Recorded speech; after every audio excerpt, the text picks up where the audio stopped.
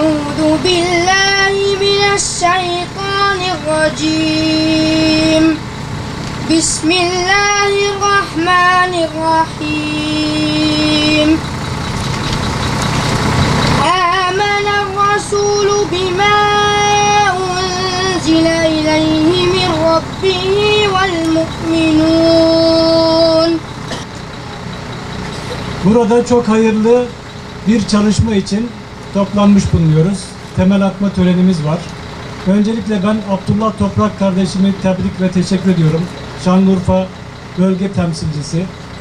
Kıymetli babaları Hacı Ahmet Toprak amcamız bu arsayı bağışladılar derneğimize. Ve İkna Relief Kanada kuruluşu ile beraber onların desteğiyle burada 4 katlı 11 ailenin kalabileceği 11 dairelik inşallah yetim ailelerinin barındığı bir merkezi inşa edeceğiz kısa zamanda ve hizmete açacağız. Yetimi alarak yedirip içirmek üzere evine götürürse Emel kızımızı memleket isterim şiirini okumak üzere kürsüye davet ediyorum. Memleket isterim, hasret olsun. Kardeş kavgasına, kış günü herkesin evi barkı olsun. Memleket isterim. لكن نحن سعداء جدا ويثلج صدورنا ما رأيناه اليوم وبالأمس من هذا العمل الجبار الذي تقوم به منظمة الخيرات في هذا البلد الطيب بلد تركيا الحبيبة العزيزة الكريمة. بارك الله لهذا البلد وفيه وحفظه من كل شر وسوء. I'm very delighted and it's heartwarming to see and witness the work of this organization Khairat in this beautiful, generous country of Turkey. Selamun Aleyküm ve Rahmetullahi ve Berekatuhu.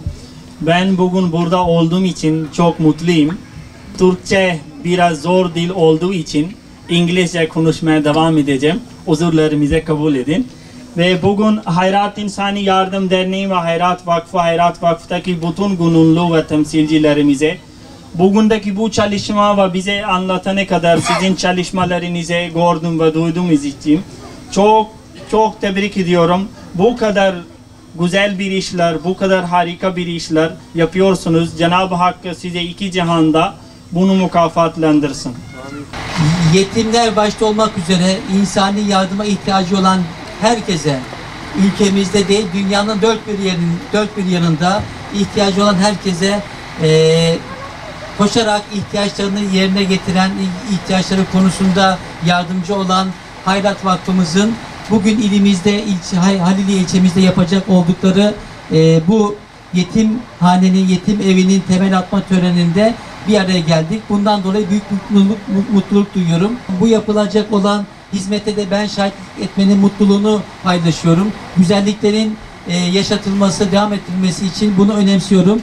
O yüzden hayırda bulunan, fedakarca çalışan herkese huzurlarınıza teşekkür ediyorum.